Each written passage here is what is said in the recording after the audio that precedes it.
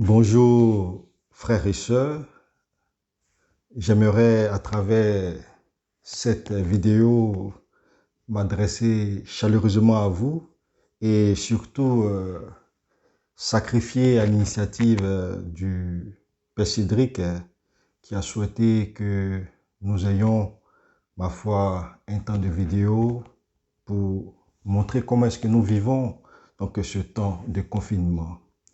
Alors, comme tout le monde, eh bien, ce temps est particulier et il n'est pas facile. Et en tant que prêtre, mais aussi en tant qu'étudiant, j'ai plus ou moins vécu donc ces 7 semaines, et ma foi plus de 7 semaines, dans un recueillement, dans un temps de méditation. Et donc, j'entends simplement vous partager comment est-ce que j'ai pu vivre donc ces jours, ces semaines, sans pour autant me replier sur moi-même. Et donc, j'ai envie de dire que ce temps que je vous consacre est un temps de partage, un temps de témoignage.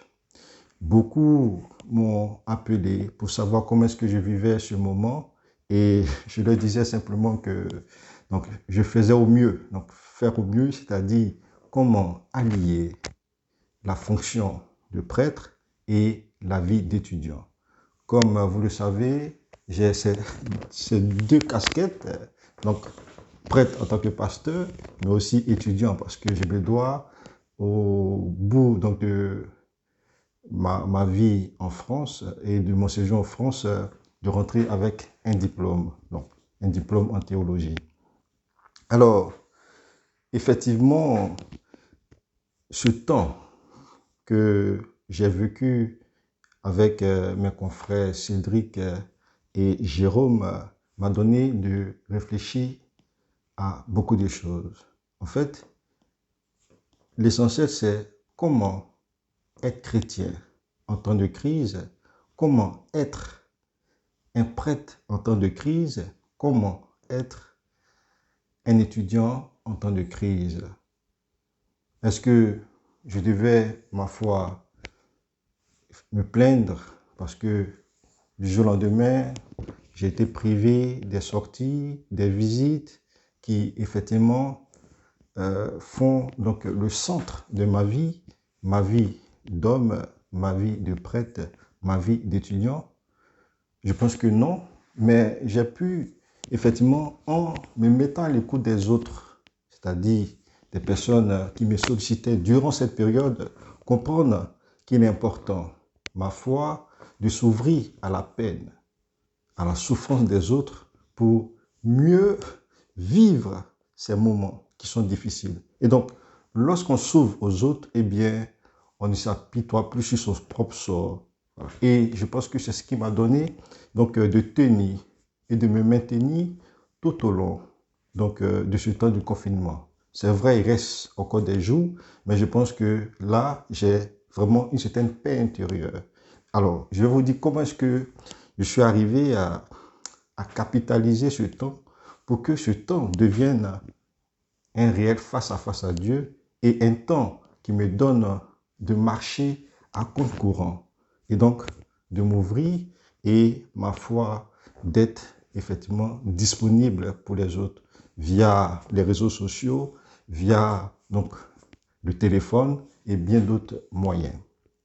Alors, durant ce temps, j'ai redécouvert une pratique que j'affectionnais lorsque j'étais en confirmation séminaire, c'est la lectio divina. La lecture donc, divine, cette pratique des pères de l'Église qui effectivement m'a donné de revenir à certains aspects de la vie du prêtre et même donc de la vie du chrétien. Alors, qu'est-ce que c'est que la lectio divina? Eh bien, la lectio divina donc, se fonde sur 4 principes. Donc, je vais reprendre ces principes et vous verrez comment est-ce que j'ai effectivement vécu tout cela. La lectio divina, c'est d'abord la lectio, donc c'est-à-dire la lecture de la parole de Dieu. Et cette lecture nous conduit à une méditation, c'est-à-dire à un passage qui parle à notre cœur. Et en s'arrêtant sur ce passage, cela ouvre ou me provoque une oratio, c'est-à-dire une prière. Mais cette prière n'est pas un repli sur soi, prier pour soi-même, mais elle me donnait, ma foi, donc de m'ouvrir à la peine des autres, comme je vous le disais, entre autres à mes confrères prêtres qui, en Côte d'Ivoire, ont effectivement dû fermer leur paroisse parce qu'ils n'avaient plus de moyens. Alors moi je me disais, mais comment est-ce que ici en France, bon, j'arrive quand même à me nourrir, etc. Mais d'autres ont dû fermer leur paroisse parce que effectivement il n'y a plus de ressources. Les paroissiens, les chrétiens n'ont pas de ressources et n'ont pas donc manifesté donc un geste de générosité, etc. Mais ceux-ci ont dû regagner leur famille. Voilà. Et donc, je pense que à travers cela, je me suis dit, mais moi, je suis effectivement bien logé, j'arrive à me nourrir. Et donc, comment est-ce que le Seigneur, à travers ma prière, peut faire en sorte que ceux-ci puissent d'abord être réconfortés, consolés et avoir le strict minimum pour effectivement regagner donc leur paroisse un jour ou l'autre. Cette prière également était à l'endroit des étudiants, parce que je suis étudiant, et il y a certains étudiants ivoiriens, africains, qui effectivement vivaient des petits boulots pour subvenir à leurs besoins, et du fait du confinement, de la crise sanitaire, ont dû perdre le petit emploi et sont livrés à eux-mêmes. Alors, ceux-ci qui peinent à se nourrir, qui peinent à étudier et qui certainement verront leur année un temps soit peu, soit déboucher sur un échec ou, ma foi, sur une difficulté patente. Voilà. Toujours est-il que ceux-ci, effectivement, n'arrivent pas à voir le bout du tunnel dans ce contexte. Voilà. Et donc, je me suis montré solidaire à travers eux, à travers l'oratio, la prière. Et je pense que c'est important donc de l'entendre et effectivement de les porter en prière, tous ces étudiants venant donc d'autres contrées et qui effectivement vivent difficilement ce temps donc de confinement et cette crise sanitaire. Enfin, la contemplation. Et cette contemplation me donne effectivement de saisir que malgré la situation, Dieu est présent. Il est présent dans ma vie. Et cette contemplation me donne effectivement de me laisser édifier par cette présence agissante de Dieu dans ma vie et dans la vie de tout un chacun. Et cette contemplation me donne de vivre donc la célébration eucharistique chaque jour en pensant, c'est-à-dire au peuple de Dieu, à mes proches, à ma famille et à bien d'autres personnes. Alors, donc, frères et sœurs, comme je vous le disais, donc ce temps de vidéo est un partage, mais en même temps une invitation pour que les uns et les autres puissent s'ouvrir aux autres. Et en s'ouvrant à la peine des autres, à la souffrance des autres, je pense que nous pourrons vivre autrement ce temps. Je termine donc mon propos en vous partageant un autre élément qui m'a aidé à vivre ces moments et effectivement à rester lucide, serein, confiant. Eh bien, dans l'exhortation apostolique du pape François, Gaudate et Exultate, donc son exhortation sur l'appel à la sainteté au temps actuel, le pape nous donne un petit message, mais qui, moi, a été très florissant. Et ce message, c'est comment arriver à vivre la sainte indifférence.